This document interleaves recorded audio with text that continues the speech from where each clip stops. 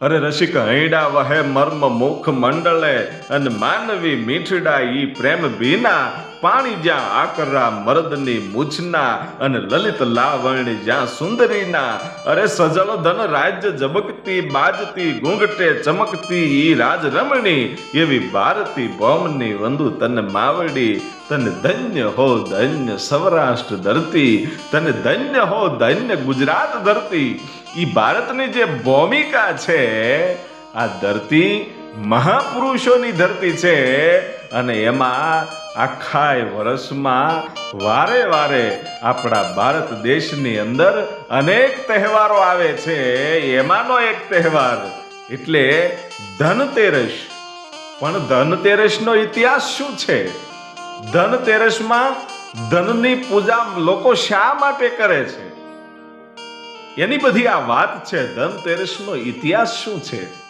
એ આપણે જાણવું જરૂરી છે કારણ કે આસો વદ તેરસનો દિવસ એટલે ધનતેરસ એ વખતે આસો વદ તેરસના દિવસે જ્યારે સમુદ્ર મંથન થયું એ વખતે ભગવાન ધન્વંતરી એમાંથી પ્રગટ થયા હતા તો આ ધનતેરસના દિવસે ભગવાન ધન્વંતરી યમરાજ કુબેરજી માં લક્ષ્મીજી અને માં ગાવત્રી એટલે કે ગાય આટલા દેવોની પૂજા આપણે ત્યાં થાય છે પણ આ બધાની પૂજા કરવાનું કારણ શું હાલો ધનતેરસ છે તો માત્ર ધનનું પૂજન થાય એટલે કે લક્ષ્મીનું પૂજન થાય તો ધન્વંતરી યમરાજ કુબેર ગાય આ બધાનું પૂજન શા માટે કરવામાં આવે છે અને ખાસ કરીને યમરાજનું પૂજન શા માટે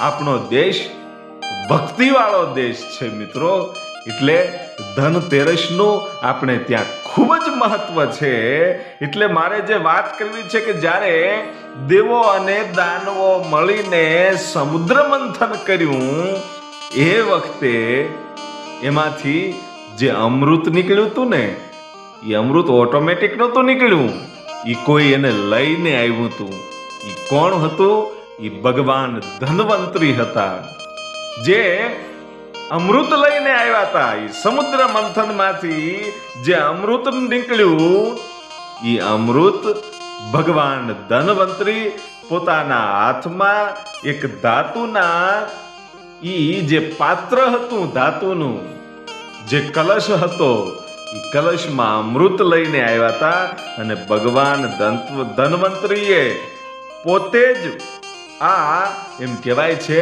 કે અમૃત બનાવ્યું હતું એટલું નહીં પણ દેવોના એ પોતે વેદાચાર્ય હતા દેવતાઓના પોતે વેદાચાર્ય હતા દેવતાઓને કાંઈ પણ તકલીફ થઈ હોય ને તો એ ભગવાન ધન્વંતરી છે ને એ એને દવા આપતા હતા એટલે આ મહાન એક વૈદ્ય હતા અને એણે પોતે જ અમૃત બનાવ્યું હતું અને એ ભગવાન ધન્વંતરી જ્યારે અમૃતનો કૂપ લઈ અને સમુદ્રમાંથી જ્યારે બહાર આવ્યા એ દિવસ એ ધનતેરસ હતી આસો વદ તેરસ હતી એટલે એ ધનતેરસના દિવસે એ ભગવાન ધન્વંતરી છે એ પ્રગટ થયા એટલે આજે પણ આપણે ધન્વંતરી જયંતી તરીકે આ દિવસને પણ આપણે માનીએ છીએ ધનતેરસ કહીએ છીએ ધન્વંતરી જયંતી છે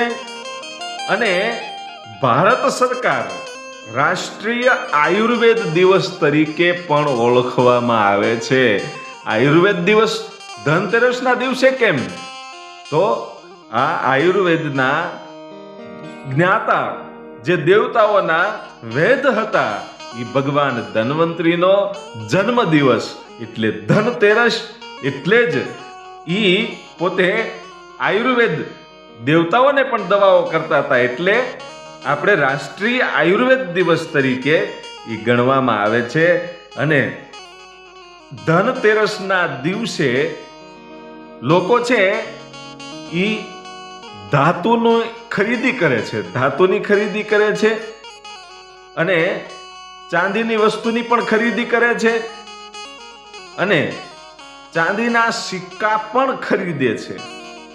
તો આ બધું શા માટે ખરીદવું? એનું કારણ છે કે ચાંદી છે ને ઈ ચંદ્રનું એક પ્રતીક છે. લોકો સિક્કા પણ, ચાંદીના સિક્કા પણ ખરીદે છે. શું કામ? ચાંદી છે એ ચંદ્રનું પ્રતીક છે, અને ચંદ્ર છે ને એ શીતળતા અને સંતોષ પ્રદાન કરે છે, અને સંતોષ છે ને એ જ આપણા જીવનની અંદર સૌથી મોટું અને સૌથી મોંઘું ધન છે. એટલા માટે આપણે ધનતેરસ કહીએ છીએ અને ધનની પૂજા કરીએ છીએ. આ ચાંદીના સિક્કાઓ અથવા તો ચાંદીની કોઈ પણ વસ્તુ અથવા તો કોઈ પણ ધાતુની ખરીદી જે કરવામાં આવે છે એટલા માટે કરવામાં આવે છે. અને યમરાજને પણ લોકો યમરાજની પણ પૂજા કરે છે, યમરાજને પણ પ્રાર્થના કરે છે. શું કામ? કે આખા વર્ષનો એક જ દિવસ એવો છે કે રાત્રે દક્ષિણ દિશામાં લોટનો બનાવેલો એ દીવડો પ્રગટાવીને એ દક્ષિણ દિશામાં મૂકે છે, અને લોકો છે એ ભગવાન યમરાજને પ્રાર્થના કરે છે કે અમારા ઘરમાં કોઈનું અકાલ મૃત્યુ ન થાય.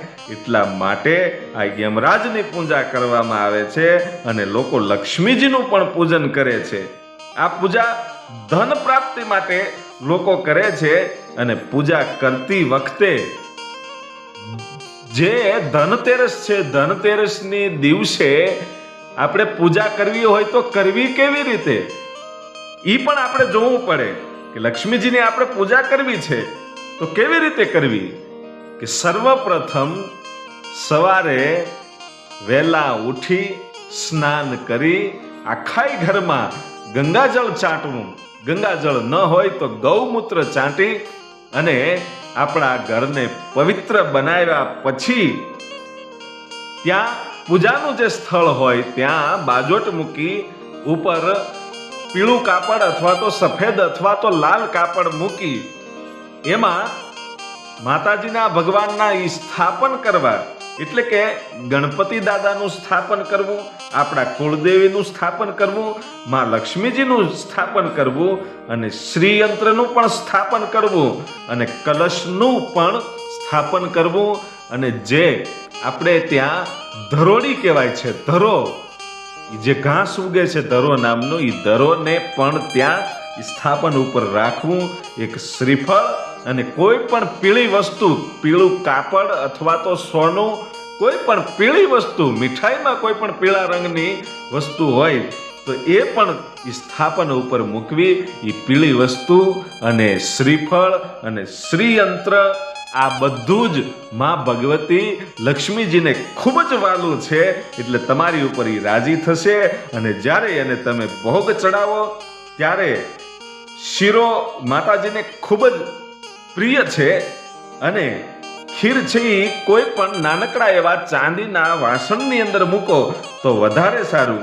અને કોઈ પણ વ્યક્તિને તમારે ઘેરે આવે, કોઈ પણ સાધુ બ્રાહ્મણ એ આવે તો એને દક્ષિણા આપી અને રાજી કરવા.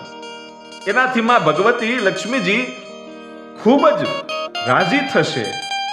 અને આપણે ખાસ કરીને ધનતેરસના દિવસે સવારે આ લક્ષ્મીજીનું પૂજન કરતા પહેલા આપણા ઘરની જે ઉંમર હોય, એટલે કે રૂમની અંદર જવાનો જે દરવાજો છે ત્યાં ઉંમર કહેવાય, એ ઉંમરાનું પૂજન જરૂરથી કરવું જોઈએ. 5 ચાંદલા કરાવવા જોઈએ. ત્યાં માં લક્ષ્મીજીના પગલા દોરવામાં આવે, ખંપાળી દોરવામાં આવે, દીવો મૂકવો, અને પંચામૃતથી માતાજીનું જ્યાં સ્થાપન કર્યું હોય ને તેને સ્નાન પણ કરાવવું જોઈએ. આ બધી પૂજા ધનતેરસની છે. અને ખાસ કરીને આ બધી પૂજાઓ થાય એ પછી માં ગાયની પૂજા પણ કરવી જોઈએ. આપણે જે ગૌધન કહીએ છીએ ને, એ ધન નથી, એ ધન છે. ઈ પહેલાના જમાનામાં આવી પૂજા કરતા કોઈને આવડતું નહોતું. ઈ વખતે આપણે ત્યાં ગાય છે ને એ મોટામાં મોટું ધન માનવામાં આવતું હતું અને માં ગાયની પૂજા થતી હતી. અને આજે પણ આપણે ગાયને ઘાસચારો નાખી અને ચાંદલો કરી એમની પણ પૂજા કરવી જોઈએ, કારણ કે આપણું મોટામાં મોટું ધન જેનાથી આપણને દૂધ મળે છે, એ દૂધથી ભગવાનને સ્નાન કરાવવાથી ભગવાનની મૂર્તિ પણ પવિત્ર થાય છે. એટલે એ ગૌધન, એ ગાયની પણ પૂજા કરવી જોઈએ. આ હતો ધનતેરસનો ઇતિહાસ. અને આવા જ ઇતિહાસ સાંભળવા માટે અમારી યુટ્યુબ ચેનલ આઈ મોગલ સ્ટુડિયો મુંડકીધાર અને લોક સાહિત્યકાર લાખાભાઈ રબારી, આ ચેનલને આપ જરૂરથી સબસ્ક્રાઇબ કરજો. હવે પછી મળીએ છીએ આપણે આગળના ઇતિહાસમાં. ત્યાં સુધી આપ સૌને જય માતાજી, જય જોગમાયા, શુભ દીપાવલી.